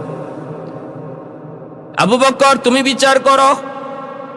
এইবার নবী বলতেছেন, আয়েশা তুমি আগে বলবা না আমি আগে বলবো? আম্মাজান বলেন আপনি আগে বলেন। আপনি আগে বলেন, কিন্তু যা বলবেন সত্য বলবেন, মিথ্যা বলবেন না। যেই মাত্র এই কথাটা বলছেন, সিদ্দিক আকবর গেছেন বিচার করতে, দুজনের সালিশি করতে, কথা শুনতে। কিন্তু আম্মাজান যেই মাত্র বললেন আপনি আগে বলেন, কিন্তু যা বলবেন সত্য বলবেন, মিথ্যা বলবেন না, সাথে সাথে ওই টাইমে একে এমন জোরে একটা চর মারলেন আম্মাজানকে চোর মারতে তিনি গুইরা নবীর পিছনে চলে আসলেন। আয়েশা নবীর পিছনে দাঁড়ায় জড়সড় হয়ে তিনি কাঁপতেছেন। আবু বকর সিদ্দিক আবার গেলেন মারতে, আর বললেন, বেয়াদব, কি বলছো নবীর শানে? যা বলবেন সত্য বলবেন। আমার নবী জীবনে মিথ্যা বলছেন নাকি? বেয়াদব। আবার যখন মারতে গেলেন, নবী আবু বকরকে থামাইলেন, থামায় বলতেছেন, সিদ্দিক থামো, তোমাকে বিচার করতে, শাসন করতে আনি নাই, সালিশি করতে এনেছি। মার দূর করতে আনি নাই, সালিশি করতে এনেছি রে আবু বকর। এমনটা যদি আমি বুঝতাম তাহলে তোমাকে আনতাম না, ডাকতাম না। নবী যখন ধমক দিলেন, আবু বকর সিদ্দিক তখন দাঁড়ায় গেলেন, আর সামনে বাড়লেন না, ঘর থেকে বের হয়ে গেলেন গুসায়। নবীজি তখন আম্মাজানকে বুকে জড়ায় ধইরা তিনি আদর করতেছেন। আম্মাজান ভয়ে কাঁপতেছেন। নবী বলতেছেন, আয়েশা দেখছো, তোমার বাবার হাত থেকে আজ আমি তোমারে বাঁচাইলাম, আজ তোমারে আমি বাঁচাইলাম। এই কথা বইলা যখন নবী বুকে টেনে নিলেন, আম্মাজান মুচকে হাসলেন, নবীও হাসতেছেন। দুজনের হাসির আওয়াজ শুনে আবু বকর সিদ্দিক আবার ঘরে ঢুকে তিনিও হাসতেছেন। এইবার সিদ্দিক বলেন, মাঝে মাঝে আমাকে এইভাবে আপনারা ডাইকেন, তাহলে বুঝেন কি সুন্দর মহব্বত ভালোবাসা তাদের মধ্যে ছিল। বিন্দু পরিমাণ অভিমান হয়েছে, কিন্তু তালাকের পর্যায়ে কখনো উঠে নাই, সংসার ব্যঙ্গে দেওয়ার পর্যায়ে কখনো যায় নাই। এজন্য মনে রাখো যুবক, তালাক বহুত বড় খতরনাক এক বিষয়। সাবধান, তালাক দেওয়ার আগে একটু ভাবো। শরীয়ত বৈধ করেছে, কিন্তু তালাক শব্দ উচ্চারণ হওয়া মাত্র নবী বলেন আল্লাহর আরশটা কাঁপে উঠে। এটা এমন এক তীর, ধনুক থেকে বের হলে যেমন তীরকে আর ফিরে আনা যায় না, পুরুষের জবান থেকে যখন তালাক শব্দটা বের হয়, এটাও ধনুক থেকে তীর বের হওয়ার মতো, আর ফিরে আনা যায় না। রাগের বসে তালাক দেওয়ার, গুসার বসে দাও, মদ খায়া দেওয়ার, গাঞ্জা খায়া দাও, হাসি মুখে দেওয়ার, ছলনার বসে দেওয়ার, কৌতুকের বসে দাও, যে কোনো অবস্থায় তালাক শব্দটা মুখ থেকে বের হওয়া মাত্রই তালাক পতিত হয়ে যায়। এজন্য সাবধান, তালাক দেওয়ার পরে অনুশোচনা, অনুতপ্ততা কয়া কোনো লাভ নাই, কোনো অনুতপ্ত হওয়ার কোনো সুযোগ নাই। বমি করলে নবী বলেন ওই বমি যেমন আর খাওয়া যায় না, তালাক প্রাপ্তা মহিলাকে তালাক দেওয়ার পরেও তাকে নিয়ে সংসার করার আর কোনো সুযোগ থাকে না। আরে হিল্লা বিল্লা থন না, এগুলা এটা হিল্লা কইরা স্ত্রীকে আবার আনা, আল্লাহর নবী বলেন যেন সে বমি কইরা আবার নিজের বমি খাইল, কঠিন বিষয়। এজন্য সব করতে পারো, হ্যাঁ, শাসন যা আছে তা করতে পারো, কিন্তু তালাক শব্দ মুখ দিয়ে আনবা না, কারণ এই তালাকের দ্বারা শয়তান সবচেয়ে বেশি খুশি হয়। শয়তানের যত প্রকারের শয়তানি আছে, এর মধ্যে জঘন্যতম শয়তানি হলো কোন স্বামী স্ত্রীর মধ্যে তালাক সৃষ্টি করে দাও।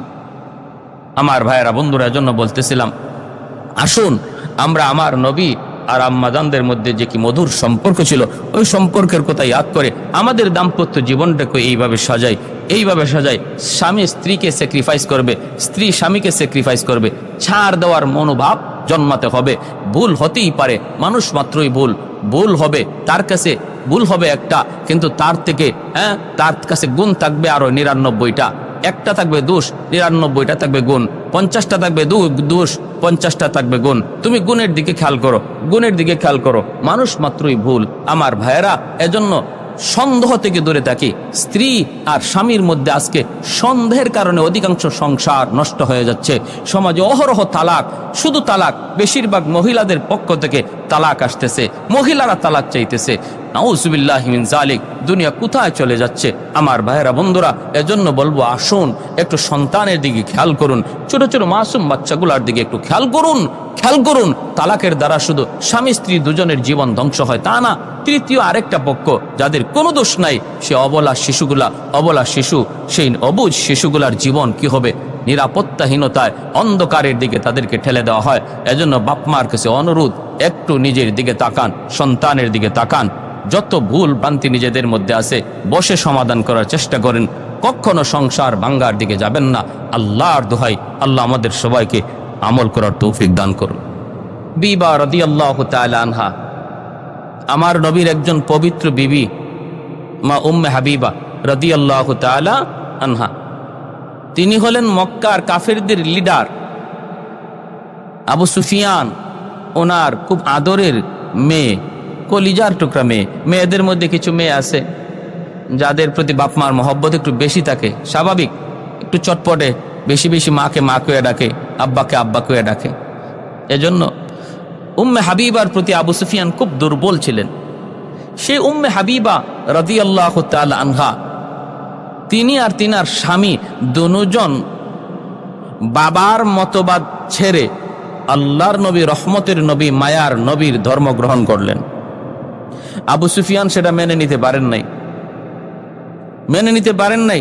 কলিজার টুকরা মেয়ে কিন্তু মুহাম্মদের ধর্ম গ্রহণ করেছে, এই কথা শোনার পর সাথে সাথে অত্যাচারী হয়ে উঠলেন। নির্যাতন শুরু হলো, চতুর্মুখী নির্যাতনে পড়লেন। পরে এক পর্যায়ে স্বামী স্ত্রী দুজন মক্কা থেকে হিজরত করে হাবশায় চলে গেলেন। হাবশায় যাওয়ার পর এই উম্মে হাবিবা রাদিয়াল্লাহু তাআলা আনহা কিভাবে আমার নবীর পবিত্র বিবি হলেন, বড় ইন্টারেস্টিং, বড় মজার, বড় শিক্ষণীয় একটা ঘটনা। হাবশায় চলে গেলেন। একদিন উম্মে হাবিবা রাদিয়াল্লাহু তাআলা আনহা তিনি স্বপ্নে দেখেন তার স্বামী ভিন্ন ধর্মে চলে গেছে। ঘুম থেকে লাফ দিয়ে উঠলেন, তার আকৃতি পরিবর্তন হয়ে গেছে। স্বপ্নে দেখেন তার আকৃতি বদলায় গেছে, মানুষের আকৃতি না। লাফ দিয়ে উঠলেন। এরপরে তিনি বুঝতে পারলেন ঘটনা সত্য। তার স্বামী খ্রিস্টান এক পাদ্রীর দরবারে আসা যাওয়া করে। কিছুদিনের ভিতরেই তার স্বামী খ্রিস্টান ধর্মে আবার চলে যায়, খ্রিস্টান ধর্ম গ্রহণ করে। উম্মে হাবিবা রাদিয়াল্লাহু তাআলা আনহা বড় চিন্তায়, পরশের পেরেশানিতে পড়ে গেলেন, যেন আসমান ভেঙে মাথায় পড়ল। অসহায় হয়ে গেলেন। যেই নবীর উপর, যেই ধর্মের উপর বিশ্বাস এনে হাবশায় হিজরত করলেন, বাবা ছাড়লেন, মা ছাড়লেন, আত্মীয় স্বজন সব ছাড়লেন, স্বামীর হাত ধরে হাবশায় আসলেন। ওই স্বামী আবার ইসলাম ধর্ম ত্যাগ করে খ্রিস্টান ধর্ম গ্রহণ করলেন। এতে করে আম্মা দানের পেরেশানি কি পরিমাণ এবার একটু বুঝেন।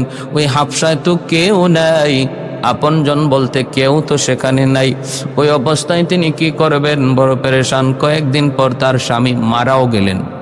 এবার তিনি একদম একা। এই খবর মদিনাতুল মুনাওয়ারায় আল্লাহর নবীর কাছে পৌঁছলো। নবীজি তার অসহায়ত্বের কথা ভেবে আল্লাহর নবী হাবশার বাদশার কাছে নবীর বিয়ের প্রস্তাব দিয়ে পাঠাইলেন।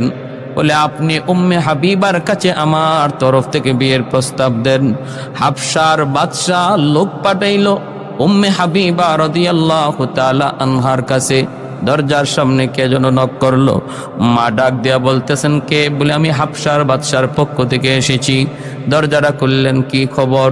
বলে, খবর হলো মদিনা থেকে মুহাম্মাদুর রাসূলুল্লাহ আপনাকে বিয়ের প্রস্তাব দিয়েছেন। আম্মা জান বলেন, আমি এত খুশি হয়েছি, মনে হলো যেন আকাশের চাঁদ আমার হাতে চলে এসেছে। এতটা খুশি হয়েছি, এতটা খুশি, আকাশের চাঁদ যেন আমি পেয়ে গেছি। হাতের কাছে যা ছিল সব কিছু আমি ওই আগন্তুক লোক, সংবাদ দানকারী মানুষটাকে যা ছিল তাই দান করে দিছি। একজন মানুষ যখন খুশি হয়, খুশি হইয়া আসে, যে খুশির সংবাদ শোনায় তারে অনেক কিছু হাদিয়া দেয়।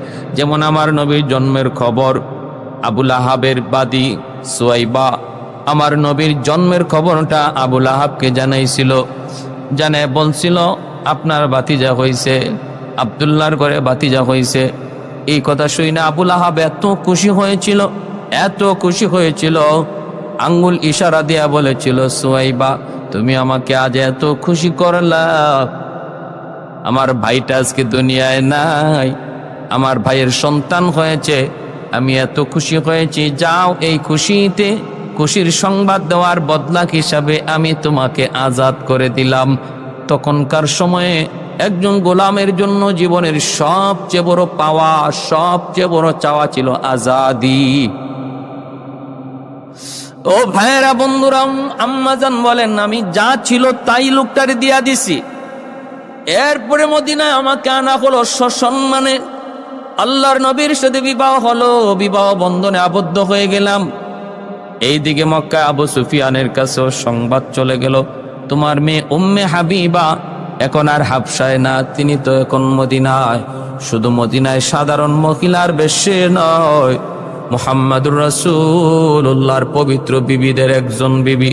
তাহলে আমার নবী বিয়ে করেছেন কোন কারণে? তার অসহায়, তার এই অসহায়ত্বের দিকে খেয়াল করে নবীজির প্রতিটা বিয়ের দিকে খেয়াল করবেন। কোনো না কোনো প্রয়োজনে অসহায় নারীদের আশ্রয় দিয়েছেন, তাও একাধিক কেন? কয়েকটা কারণ। আমার নবীর জীবনে ইসলামের যত বিধান, বাহিরের বিধানগুলি সাহাবীরা বর্ণনা করেছেন, কিন্তু আভ্যন্তরীণ জীবনের যত বিধিবিধান ইসলামের, সেগুলা কে বলবে? বিবিরা একজন একজন প্রত্যেকের দৃষ্টিকোণ থেকে, প্রত্যেকের বিবেক থেকে, জ্ঞান থেকে নবীর জীবনের আভ্যন্তরীণ লাইফটা তারা ইয়াদ রেখেছেন। মহিলারা নবীর কাছ থেকে জানতে চাইলে সুযোগ পান না, আম্মাজানদের কাছ থেকে শরীয়ত বুঝে নিতেন, জেনে নিতেন।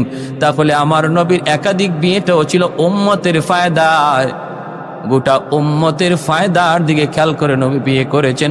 তাও কতগুলি বিয়ে, যতগুলি বিয়ে, সবগুলি বিয়ে ছিল বিধবা নারী, অসহায় নারী, আশ্রয়হীন নারী। অথচ আমার নবীকে মক্কার সবচেয়ে সুন্দরী নারী তার নবীর ঘরে দেওয়ার জন্য মক্কার কাফিরদের প্রস্তাব ছিল, মুহাম্মদ কোন সুন্দরী নারী তুমি চাও, আমরা দিতে প্রস্তুত। নবী তো রাজি হন নাই। ভাইরা বন্ধুরা, আম্মাজান নবীর ঘরে আসলেন। এইদিকে আবু সুফিয়ান মক্কার কাফিরদের লিডার, শুনতে পেলেন আম্মাজান নবীর ঘরে নবীর পবিত্র বিবি। আবু সুফিয়ান ভিতরে ভিতরে খুশি হয়েছে, বলে তাহলে তো ভালোই হয়েছে, আমার মেয়েটা মুহাম্মদের স্ত্রী এই খবর পেয়েছে। এইদিকে হুদায়বিয়ার সন্ধি হলো, সন্ধির পর সন্ধি কাফেরা ভঙ্গ করলো। আবু সুফিয়ান কাফেলা নিয়ে মদিনার পার দিয়ে মক্কায় আসতেছেন, খবর পাইলেন হামলা হবে, তার খবর পেয়ে গেছে মদিনার সাহাবীরা। আবু সুফিয়ান ভয়ে নিজেরে বাঁচায়া মদিনার গলি দিয়ে তিনি ঢুকে গেলেন, নিজেকে আড়াল করে লুকায়া তিনি মদিনায় ঢুকে গেলেন। এইবার মদিনায় কার বাড়িতে যাবেন, কোথায় গিয়ে আশ্রয় নিবেন? সাহাবীরা যদি পায় আবু সুফিয়ানকে হত্যা করে ফেলবে, তাহলে কোথায় যাবেন? মনে পড়ে গেল আমার মেয়ে উম্মে হাবিবা তো মুহাম্মদের গড়ে, তাহলে উম্মে হাবিবার কাছে গেলে আমি আশ্রয় পাবো, আমি নিরাপত্তা পাবো। চলে আসলেন আল্লাহর নবীর ঘরে, দরজার পাশে এসে ডাক দিলেন মা উম্মে হাবিবা। সাথে সাথে উম্মে হাবিবা রাদিয়াল্লাহু তাআলা আনহা তিনি দরজা থেকে বের হয়ে দেখেন বাবা। সাথে সাথে ঘরে নিয়ে ঢুকাইলেন। আবু সুফিয়ান বসতে চাইবেন, দেখেন বসার কিছুই নাই, চেয়ার নাই, কোনো সোফা নাই, বসার মতো কোনো পরিবেশ নাই, আছে শুধু একটা খাটের উপরে একটা চাদর। ওই চাদরটার মধ্যে আবু সুফিয়ান বসতে চাইলেন। সাথে সাথে মা উম্মে হাবিবা টান দিয়া চাদরটা উঠে ফেললেন। এইবার আবু সুফিয়ান বলতেছে, মারে আমি কি ওই চাদরে বসার উপযুক্ত নই? তুমি কি তোমার বাবাকে ভুলে গেছো? তোমার বাবার জমিদারি তুমি কি ভুলে গেছো রে মা? কত দামি উন্নত চেয়ারের মধ্যে আমি বসি, সেই কথা কি তুমি ভুলে গেছো? না রে মা, আমি কি চাদরে বসার উপযুক্ত নই? সাথে সাথে মা উম্মে হাবিবা তিনি বলতেছেন, না গো বাবা, এজন্য আমি চাদর সরাই নাই, আপনি উপযুক্ত না এজন্য আমি চাদর সরাই নেই। চাদরটা সরাইছি বাবা জানেননি, এই চাদরে কে ঘুমায়? যিনি ঘুমান তিনি হলেন পৃথিবীর শ্রেষ্ঠ মহামানব সরওয়ারে দু জাহান, যার খাতিরে আল্লাহ কুল কায়নাত সৃষ্টি করেছে গো বাবা, তিনি তো এই চাদরে ঘুমান। অতএব এই চাদরে আমি আর কাউকে বসতে দিতে পারি না। উম্মে হাবিবা রাদিয়াল্লাহু তাআলা আনহা তিনি দেখতেছেন, বাবা বলতেছে, মা এ মা, এত ভাঙ্গা ঘর, দেয়াল ভাঙ্গা, উপরে খেজুরের পাচার ছাউনি, আসমান দেখা যায়, কেমনে থাকো, কি করে থাকো? এমন পরিবেশের মধ্যে মারে একটু তুই দিল খুলে বল, একটু দিল থেকে বল, মা তুই মুহাম্মদের ঘরে কেমন আছো? মা তুমি কি সুখে আছো না কষ্টে আছো? মারে তুই জানোস না আমার মেয়েদের মধ্যে তুমি আমার কতটা মায়ার, কতটা মোহব্বতের বিদায় দিয়েছি। বাবার কাছ থেকে বিদায় নিয়ে চলে গেছো, কিন্তু তুমি যাবার পর থেকে আমি বাবা আজও পর্যন্ত আনন্দে খুশি মনে কিছু খাইতে পারি নেই। যখনই আমি কোনো খানা নিয়ে বসি, ভালো খানা নিয়ে বসলেই তোমার কথা ইয়াদ হয়ে যায়। আজ যদি আমার মেয়েটা থাকতো, আমার মেয়েটাই খানা পছন্দ করতো। বাইরে একজন মা বাবা যখন মেয়েটাকে স্বামীর হাতে তুলে দেয়, তখন বাপ মা বুঝে তার দিলের হালত। বাপ মা শুধু বুঝে তখন তার দিলের হালত, আর কেউ বুঝবে না।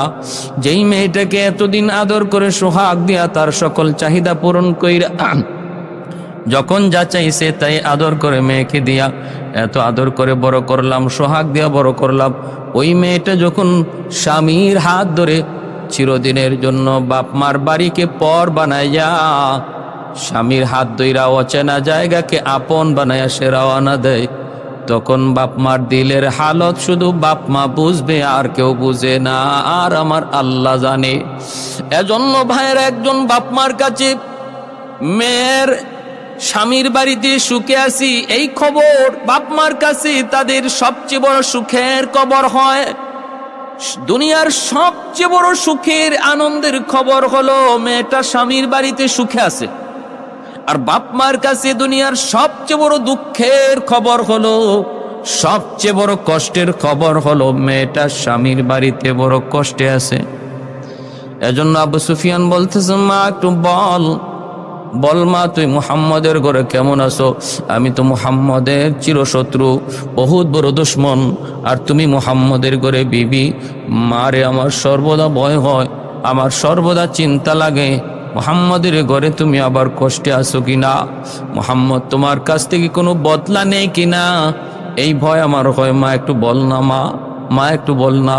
উম্মে হাবিবা রাদিয়াল্লাহু তাআলা আনহা চোখের পানিটা মুইসা বলতেছে, বাবা গো, ও বাবা, খোদার কসম করে বলতে পারি গো বাবা, এই দুনিয়াতে কোন স্ত্রী যদি তার স্বামীর ঘরে সবচেয়ে সুখী হয়ে থাকে, তাহলে সেই স্ত্রী হলাম আমি।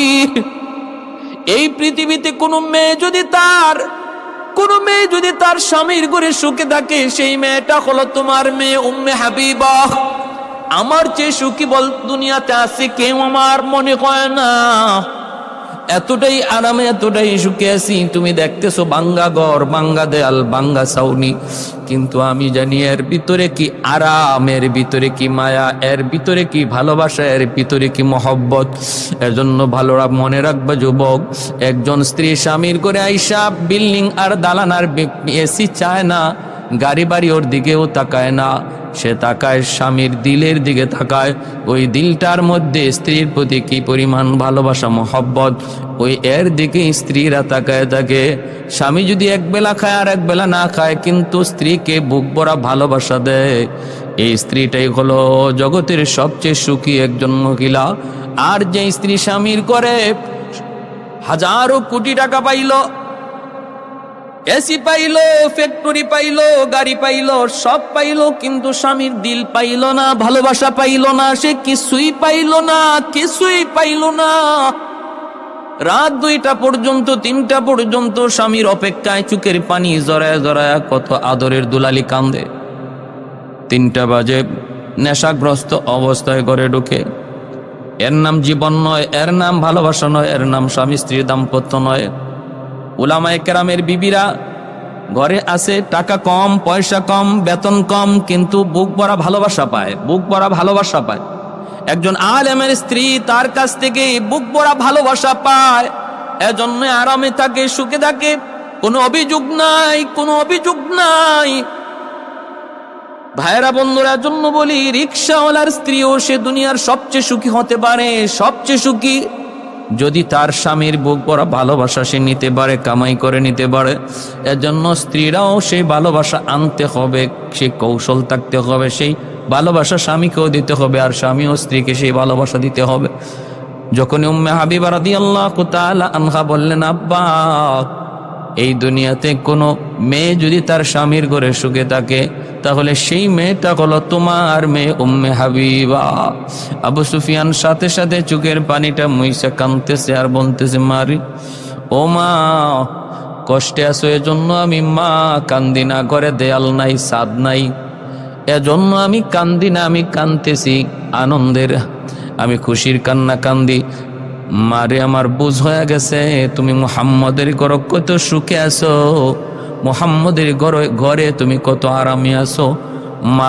এই কথাটা ভেবে আমি বাবা সুখের হাসি, আনন্দের হাসি হাসলাম, আনন্দের কান্না কানলাম, আনন্দের কান্না কানলাম। মারে তুমি মুহাম্মদের ঘরে থাকো, এখন থেকে আমার কোনো চিন্তা নাই, কোনো দুশ্চিন্তা নাই। মুহাম্মদ আসলে বইল আমি আসছিলাম, এই বইলা আবু সুফিয়ান চলে গেলেন। আল্লাহর নবী মদিনায় ঢুকলেন, ডুইকা নবী খবর পেয়ে গেলেন আবু সুফিয়ান এসেছিলেন। নবীজি ঘরে ডুইকা বলতেছেন, উম্মে হাবিবা, গুসা একটু রাগান্বিত হইয়া নবী বলতেছেন, উম্মে হাবিবা। দৌড় দিয়ে বের হলেন, কি ব্যাপার? বলে তোমার বাবা নাকি এসেছিলেন? বলে হ্যাঁ। আল্লাহর নবী বলেন, উম্মে হাবিবা বহুত বড় অন্যায় করে ফেলেছো, বহুত বড় ভুল করে ফেলেছো। তুমি তাকে রাখলা না কেন? মেহমানদারি করলা না কেন? তারে 2 দিন থাকতে বললা না কেন? উম্মে হাবিবা রাদিয়াল্লাহু তাআলা আনহা তখন বলেন, নবী গো আমি কেমনে বলবো গো নবী, আমি কেমনে বলবো? উনি তো ঘরে ঢুইকা বলতেছে চেয়ার নাই, খাট নাই, পালং নাই, সোফা নাই, বলতেছে ঘরের দেয়াল ভাঙ্গা, উপরের দিকে কয় আসমান দেখা যায়, বৃষ্টি পড়বে, রোদ লাগে। যিনি এমন কথা বলতেছে তারে আমি কেমন করে বলি, কেমন করে বলি আপনি থাকেন বাবা কটা দিন আপনি থাকেন। আল্লাহর নবী তখনও চোখ লাল করে বলতেছেন, তবুও বহুত বড় অন্যায় করেছো, বহুত বড় ভুল করেছো। ও উম্মে হাবিবা, এটা ভুল হয়ে গেছে, তুমি কেন ওনাকে রাখলা না, কেন ওনাকে রাখলা না? আল আকরিবা মিন জিহাতিন নাসাব ওয়া মিন জিহাতিন নিসা। ভাইরা বন্ধুরা, আল্লাহ যে কোরআনের মধ্যে বলেছেন নিকটাত্মীয়ের হক রক্ষা করো।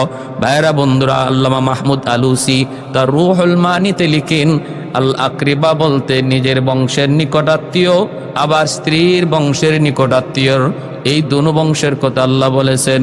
অর্থাৎ বাপ মার দিকেও খেয়াল রাখো, শ্বশুর শাশুড়ির দিকে খেয়াল রাখো, নিজের ভাই বোনের দিকে যেমন খেয়াল রাখো তেমনি ভাবে স্ত্রীর ভাই বোনের দিকেও খেয়াল রাখো। তাহলেই নিকটাত্মীয়ের হক আদায় হবে, নিকটাত্মীয়ের হক আদায় হবে।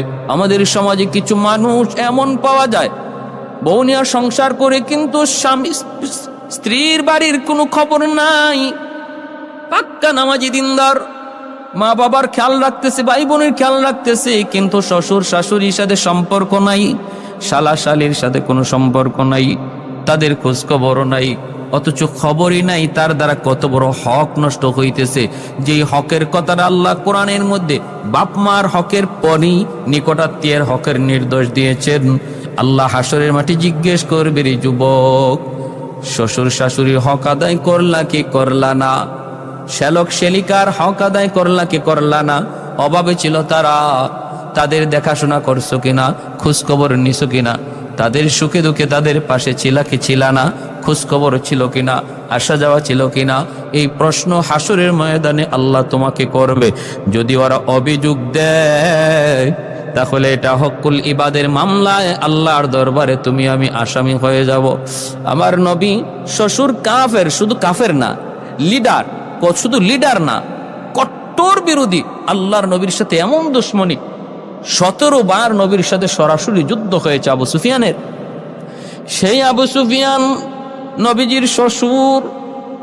নবী বলতেছেন, উম্মে হাবিবা, কেন তুমি রাখলা না, কেন তুমি মেহমানদারি করলা না? উম্মে হাবিবা কয়, নবী গো, তিনি এমন এমন বলেন, এজন্য আমি তারে রাখি না, এজন্য থাকতে বলি নেই। আল্লাহর নবী বলেন, ভুল করেছো, ভুল করেছো। এই বইলাই মায়ার নবী যখন রাগ করলেন, উম্মে হাবিবা রাদিয়াল্লাহু তাআলা আনহা তিনি বুঝতে পেরে দৌড় দিয়া মায়ার নবীর কদম জড়ায় কাঁদতেছেন আর বলতেছেন, নবী গো আমার ভুল হয়ে গেছে গো নবী, আমি বুঝতে পারি নাই, আমি তো বুঝি না আপনি এমন ভাবে নিবেন। আমি তো ভাবছি আমার বাবা আপনার বহুত বড় দুশ্মন, বাবা এখনো আপনার সাথে দুশ্মনী করে, অতএব কেমন করে আমি আপনার ঘরে তারে মেহমান বানাই, আমার তো চিন্তা ছিল এই। কিন্তু দরদি নবী, আমার নবী যে দরদি, আমার নবীর মায়া মমতা মহব্বত যেত বেশি, আমার নবী যে মানবিক নবী,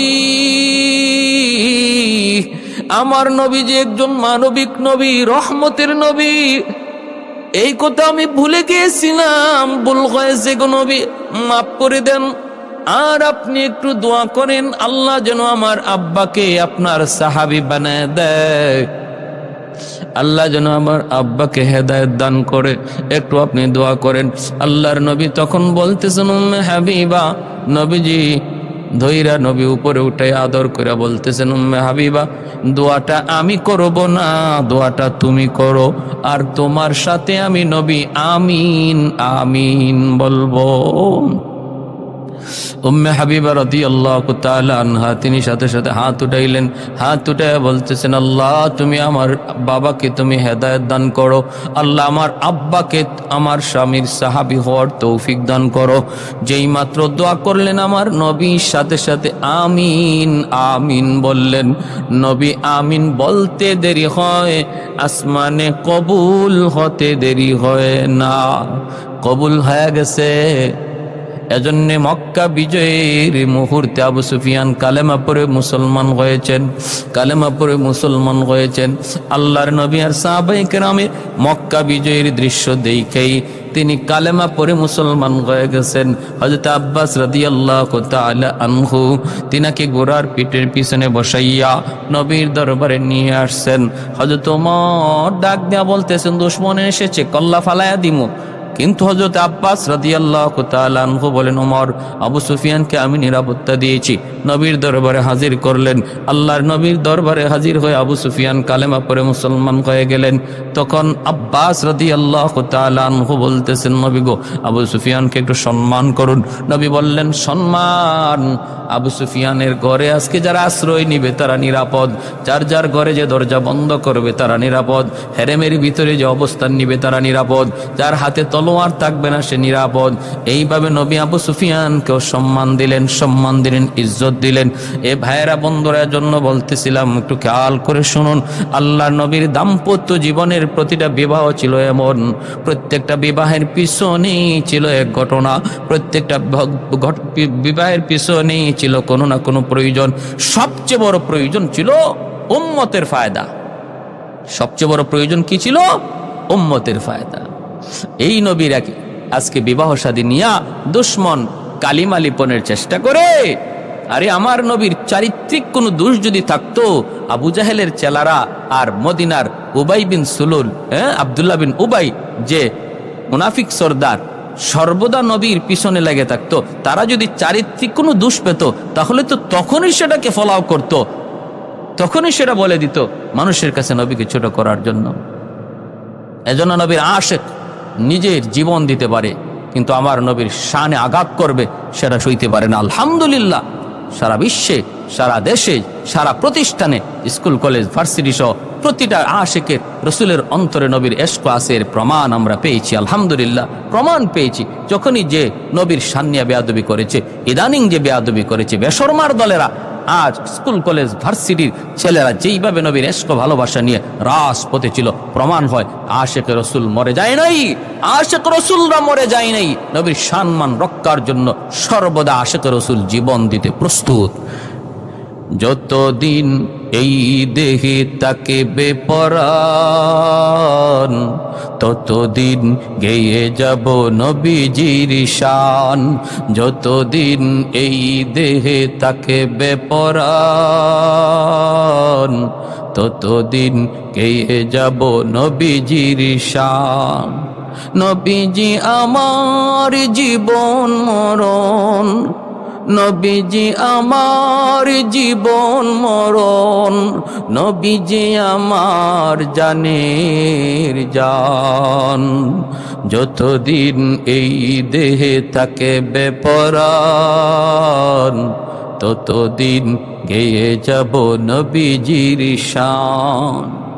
কেড়ে নিতে চায় যারা নবীজির মান, রুখে দাঁড়াবো তাতে যায় যাক প্রাণ। কেড়ে নিতে চায় যারা নবীজির মান, রুখে দাঁড়াবো তাতে যায় যাক প্রাণ। জানো কি তোমরা পরপারে শহীদের আছি সেরা সম্মান। জানো কি তোমরা পরপারে শহীদের আছি সেরা সম্মান। যতদিন এই দেহে থাকে বেপরান, ততদিন গেয়ে যাব নবীজির শান। আল্লাহ আমাদেরকে বুঝার তৌফিক দান করুন।